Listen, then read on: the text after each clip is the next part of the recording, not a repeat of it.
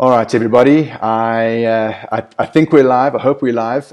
We've had to do a little bit of a rejig here because Facebook again was not liking us. I'm starting to get a real personality, question with Facebook. It certainly doesn't like me at all. So what we've done is we are on Skype, and we are streaming it that way. Right, Yep, I can hear myself in the background, so let me turn that off. Goodness me, what a day.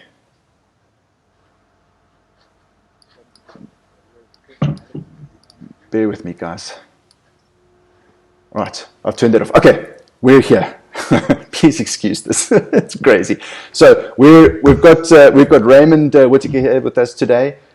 He's going to be talking about looking after your gear, and hopefully we'll show us some fantastic pictures of what happens when you don't look after your gear, and he has to take care of the thing that's behind 17 layers, 1,400 screws, and a bit of special tape. So we're going to hand over to Raymond now. Raymond is on the screen now. He can't see me, but we can see him. Raymond, welcome. Thank you very much. I think it's going to be a fantastic chat today. I'm really looking forward to it. So I'm going to share your screen and hand over to you.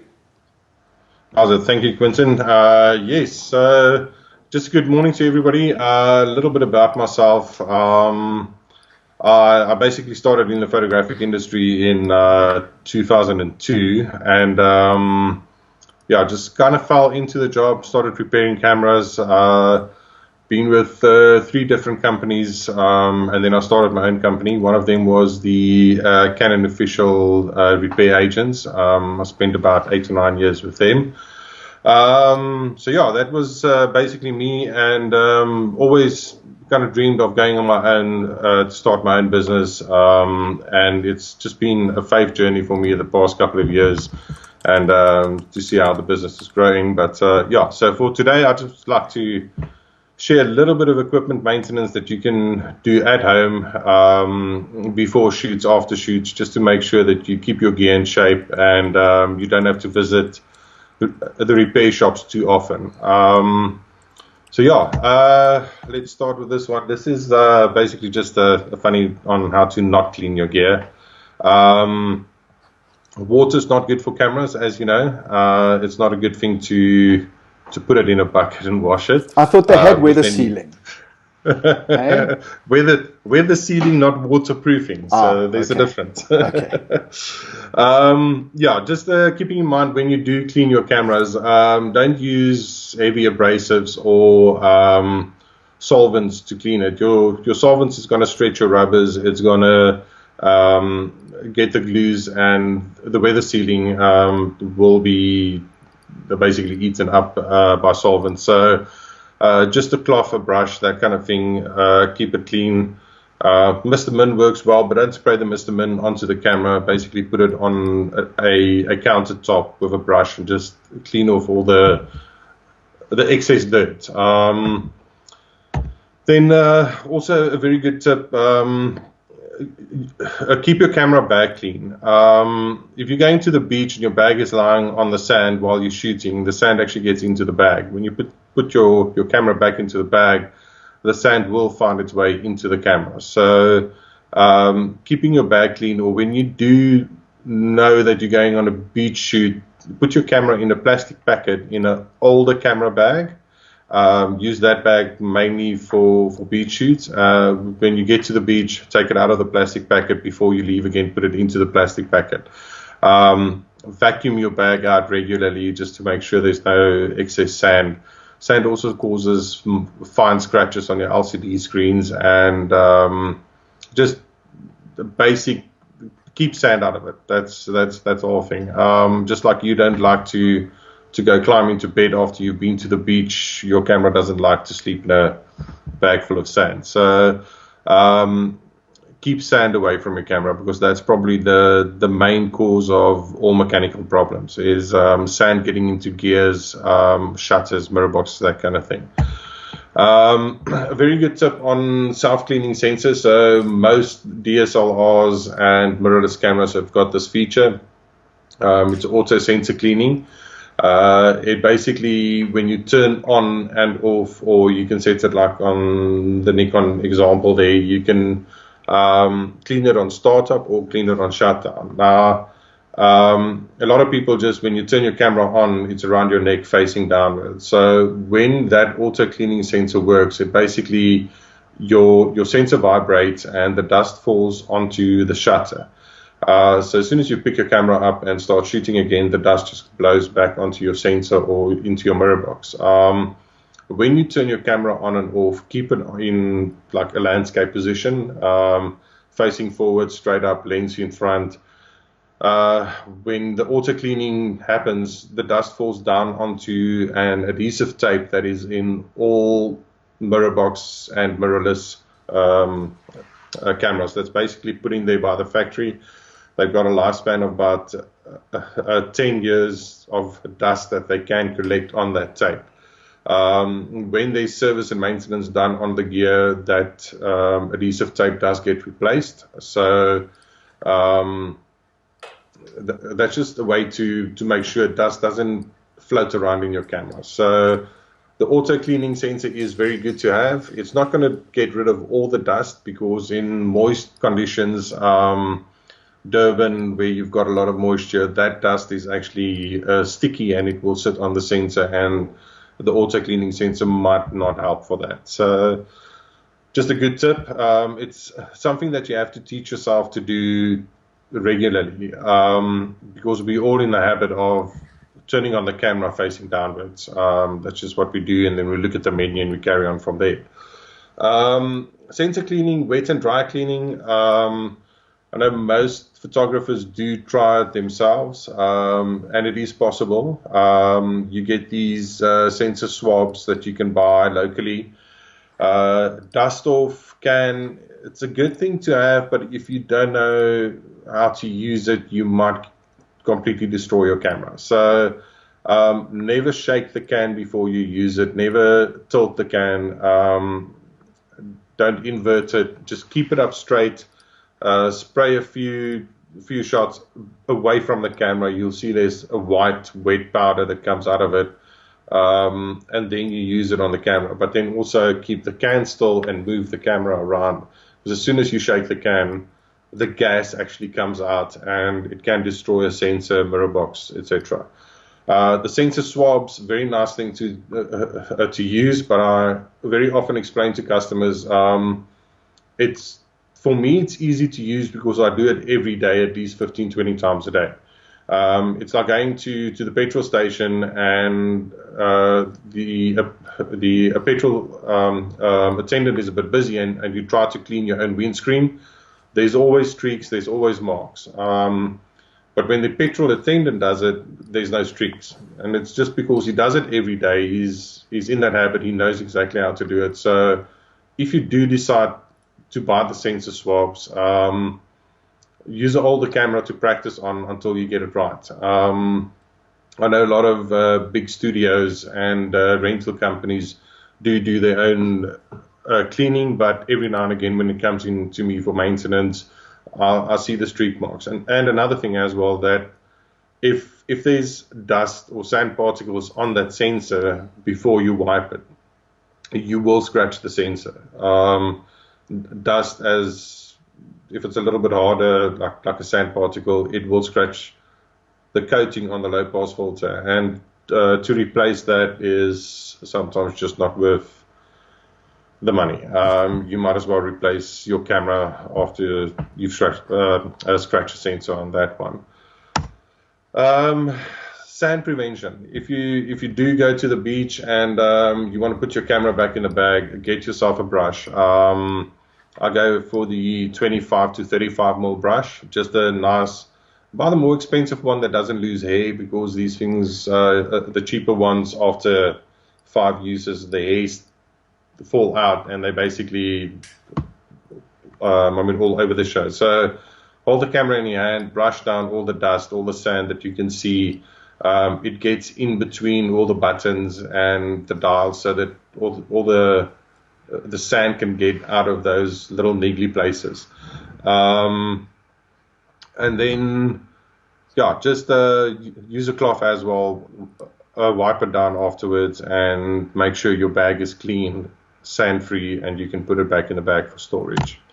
Yeah, I think just to add Yeah, to that, it's incredibly important to make sure that you are keeping your gear in best possible condition. yeah, It's once you start, let's say you have a little bit of dust that forms on there, and then maybe it's a little bit humid the next day, and a couple of days later, there's a little bit more dust, etc. What starts happening is that will sit between where the button and the body are, yeah. and you may find that button for some reason just sticks, and now you're on a shoot. You don't know what's going on. The button is sticking, and you're a bit stuck. So it's incredibly important to make sure that your gear is really well maintained. Yeah, definitely. It saves the trip where I have to dismantle the camera to get all of that stuff out.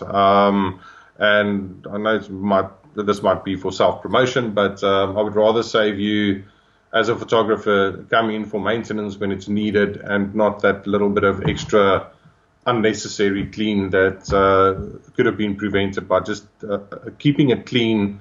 And it's so much nicer working with clean tools. I, for example, clean my desk.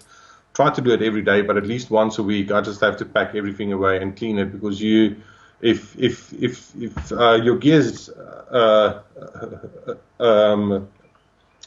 dirty and not functioning 100% because of the dirt, then you kind of get frustrated with yourself, and you kind of lose the interest in photography because you didn't look after your gear, kind of thing. Absolutely. Another thing, just to prevent moisture. When you're shooting at the beach, you're going to get moisture on your camera. Keep a cloth with, after you brush off the sand, wipe off any sticky sea air that might be sitting on it. Use silica bags in all your bags. If you have to steal from the wife's shoe boxes, okay,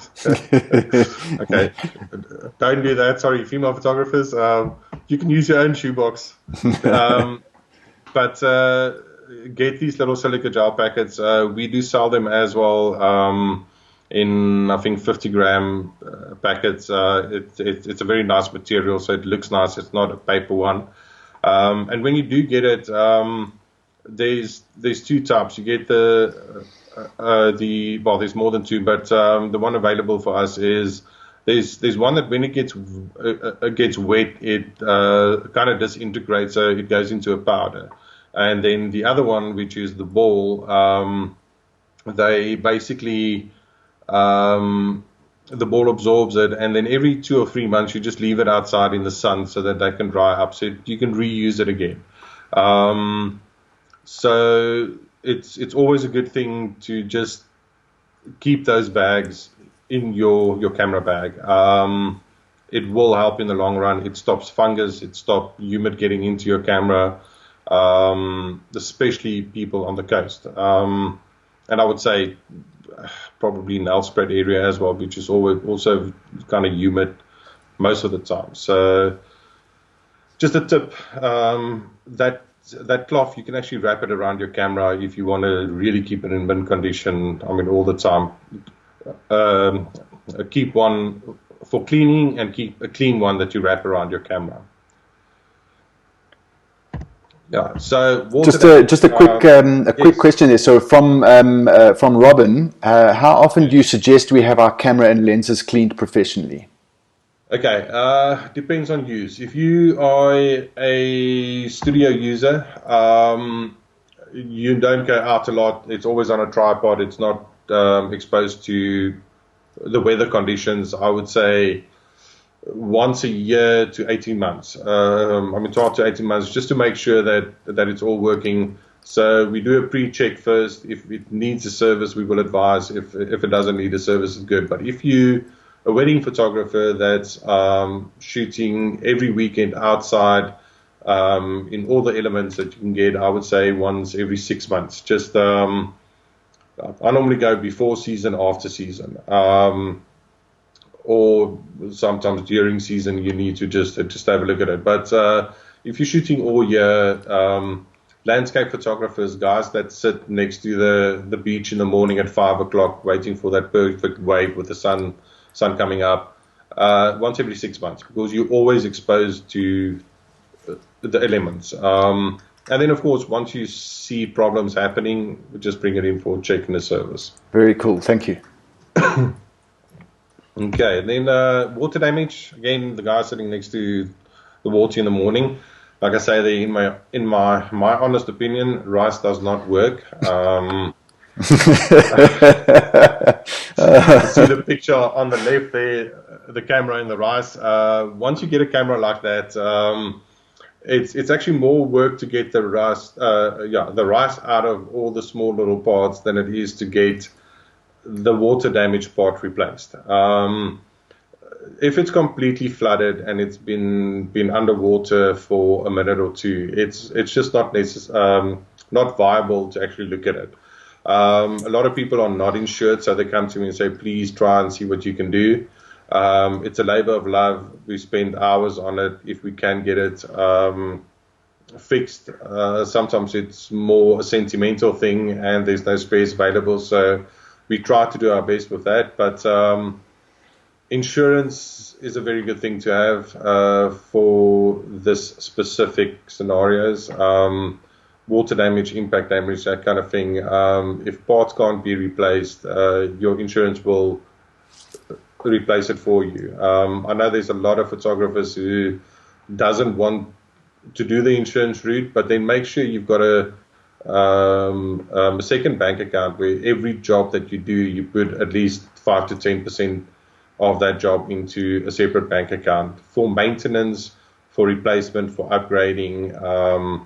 Just as your business, you use that money, you put it separate to grow your business. Your tools will wear out, so you need to replace them. Absolutely, I agree 100% with that. I would just say that all photographers should be doing that anyway.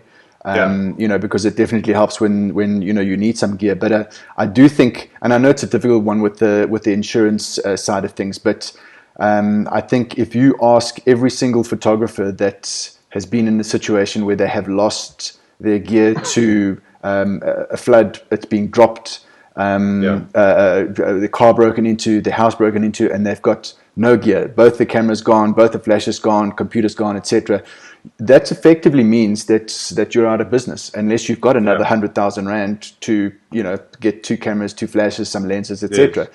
I really don't think if photography is if you make money, be it all of your revenue or some of it, you have to be insured. There's no two ways about it. Yeah, most definitely. We do a lot of insurance reports and insurance replacements. And I must say, the normal insurance, Santam, Dial Direct, those guys, they are very good. Just make sure that when you phone, if it is a call center, you try to speak to a manager. I know they never want you to speak to a manager, but you want to make sure that you are covered and covered for everything that you need to be covered for. Most photographers' problems is in the clause, all the legal jargon and everything. It says if the camera bag is not on you as person and it gets stolen, then you're not covered. So I mean, a wedding photographer is not going to carry his bag on his back while shooting. He's going to put it down, take out the gear that he needs, and he's going to walk away from it. So make sure that those little clauses are changed, that you can be covered for that. Or if you stop on the side of a road to go shoot somebody in the canola fields, you don't have to take all your gear with you, but what is left in the car is still covered. So I would say, speak to a broker. It's just your brokers will fight for you. They will get you the best insurance coverage for your needs. So yeah, on that one. Last one on my little Prezzo, filters. There's a lot of speculation about filters, or do they work, don't they work? They do work to protect your lens elements. If the lens is going to fall in the sand or fall on the ground, your front element costs about 10 to 15 times, depending on what lens it is, of what a UV filter costs. The only bad thing about UV filters, your cheaper brands, and I would say cheaper brands, and the bigger the glass, they tend to warp after a few uses. So if they get knocked, if you always store it on the UV filter, not the back cap kind of thing, your quality will start going, and you will start having a kind of focus issues. So when you're seeing soft focus issues, if you're using a UV filter, take the filter off and check it again. I know a lot of photographers using UV filters purely for protection. As soon as they start shooting, they remove the UV filter and then put it back on again. Now, that's a bit of a schlep depending on what you're doing. It's UV filters are good, but use the more expensive ones. You would rather replace a 300-400 rand filter than a 3,000-4,000 rand front element. Absolutely, and also, what you also need to bear in mind with, because there's a huge debate on either side with UV filters, etc. The thing to bear in mind is that if you've got, let's say you've got a kit lens, it's not as much of an issue putting a cheaper UV filter on.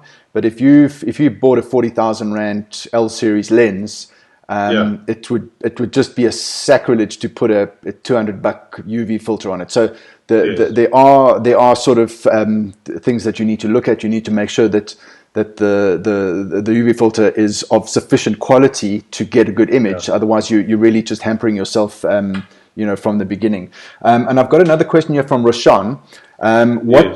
What solution do you recommend to clean the sensor? And this is my favorite part. If accidentally we scratch the focusing screen, where can I buy one online? Online, probably China. I know most retailers do stock the latest focus screens. Canon, you can order from me. I'll supply them. ORMS, they supply Nikon and Canon, if I'm correct. That focus screen or Fresnel screen or so many other names for that thing, if you touch it, it is scratched. They're extremely soft plastic ground glass, basically. So if you look at it in the wrong direction, you're going to scratch them. So get the make and model, email the guys at all the pro shops in South Africa, find out if they can get. It is sold as an accessory by most of the manufacturers, and they're fairly easy to fit. Dust might get in behind them on your superimposed screen and also onto your prism, which will eventually you have to take it in for service to get rid of that dust. But if you're not worried about that irritating thing when you're looking through the lens, then it's not really a problem because it's only in the prism side.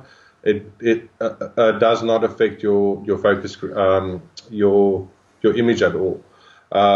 If you scratch the low pass filter on the sensor itself, that is repair replacement only. So you have to take it into a repair shop, your nearest agent, or like us, there's a few independent workshops that can do that for you as well.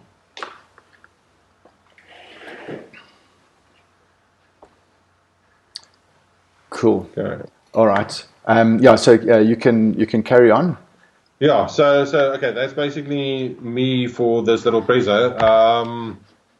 If you need any questions, anything after this now, and because we're gonna go away, and then you're gonna think, oh, I should have asked him something. There's all the details. Grab a screenshot.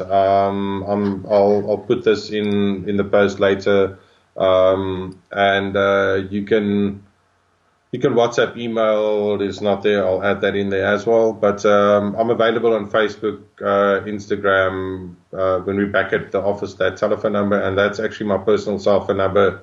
So WhatsApp me anytime. We can have a chat and see what the problems are.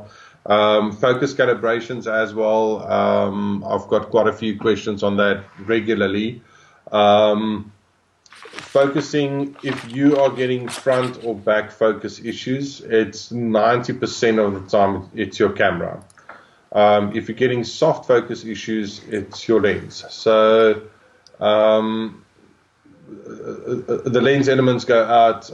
It's not necessarily the camera, but if it's front or back, it's normally the camera that is shifted slightly, so that needs to be calibrated again. And that's why it's always best to, if there is a focus problem, rather send in both the camera and the lens that you're having the problem with, and we can see which one is the cause of the problem, and we can sort it out for you.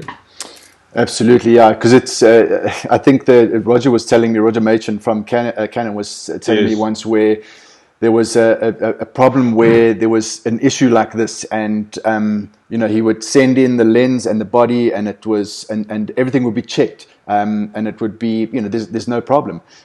Send it back down, and I think it was a guy in Durban. So send it back down there. He would send back some pictures it was like ridiculous. It was crazy. And then he would send back the camera and the lens back up, etc., etc. Turns out that when he got his equipment back, he would put a UV filter on and then go and do what needed to be done. So he didn't send everything and all the information. Yeah. So the technicians were in a situation where they were going, but it's perfect. Everything is spot on. Yeah. But they didn't have the information that there was a UV filter or something on the front, and that was causing the problem. Yeah. So it's very important to make sure all of the info is provided. Yeah, it's the same with I'm having this weird error come up every now and again, and then the customer sends in the camera and the lens, and you're looking at this and you're testing it for 2-3 days, nothing goes wrong, and if you at the end of the day ask the customer, but what is he using, then you ask for the batteries, you ask for the cards, and eventually you will find out that it's either a card or a battery that is faulty. Yeah, absolutely. So if you are going to send your equipment to Raymond, please make sure that you fill in all the boxes. And send everything through, because it could even be a cable. When you're copying things onto your machine, maybe you're not using a card reader, you're using a cable from your camera into your machine, and that's what's corrupting all your images. It could be so many different things. So it is. I don't see any questions there at the moment, but I definitely think that afterwards, if they do come up, you can answer them on the Facebook group. I will definitely. Cool, man. I really wanted to say thank you for joining us today. It's a pleasure. I think that there's a lot that goes on behind the scenes. You have no idea.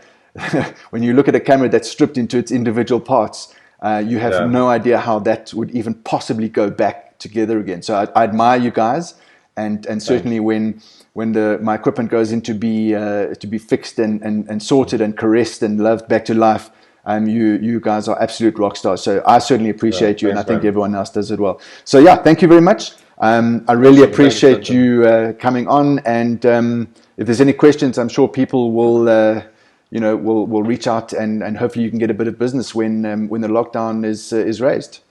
Yeah, perfect. That would be awesome. The lockdown is for me as bad as all the photographers. Because if you're not working, I'm not working. So it's a bit of a rough one, but I'm sure we will pull through this. And I think there's going to be a lot of changes in the market. The pros will probably start seeing more pros staying where they are, where the younger photographers need to reassess where they want to be in life. And it's sad, but we need to look at where we can go and how we can do this. The future's going to change everything. I think this 3-week lockdown is just a very good thing for leveling the playing fields. Let's see what it brings, and hopefully everybody can get out of this with a positive outlook afterwards.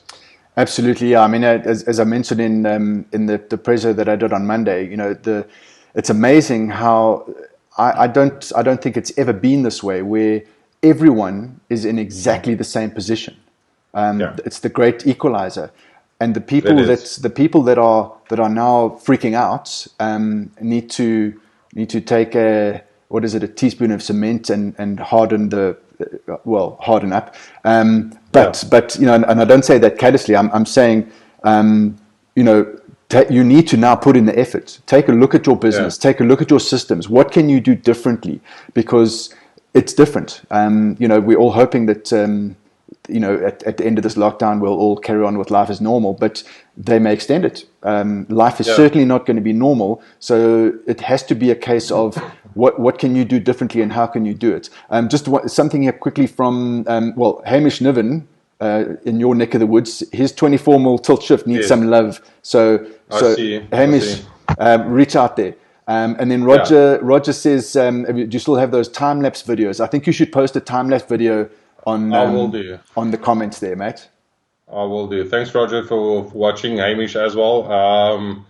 Andrea Sylvester, also from Canon. I see that people are coming in. Sorry, Tony just asked, fungus inside lenses, can they be removed? Yes, they can be removed to a degree. Fungus is basically a living organism that eats the protein on the coatings, so you can get rid of it. We basically clean it off with heavy alcohol, and then we actually bake it to make sure that that living organism is dead and it doesn't come back. If it's eaten into the coating very deep, there might still be fine lines visible, but it doesn't affect your photos. So we can clean it up, and we can most definitely have a nice clean lens going forward. And then also, again, we will sell you a little silica gel bag to keep with the lenses, just to make sure that you prevent future problems. Absolutely. And of course, that silica gel bag will come from your girlfriend, wife, etc.'s shoebox. So you just got to make sure. So we've got to make sure that Ray's got lots of money so he can buy his wife, girlfriend / shoes so that he can provide silica bags. All right. Raymond, thank you so much. I really appreciate you. And we'll see you in the comments at the end. And thank you very much. Awesome. I hope you have a fantastic day. It's a pleasure. Thanks, you too. And good luck with all the rest of the 21 days talks and chats. I'll be checking in. Find it very informative as well. Perfect. That's great. Thanks a lot. Have a good one. Cool. Thanks. Cheers. Man. Cheers, man. Bye.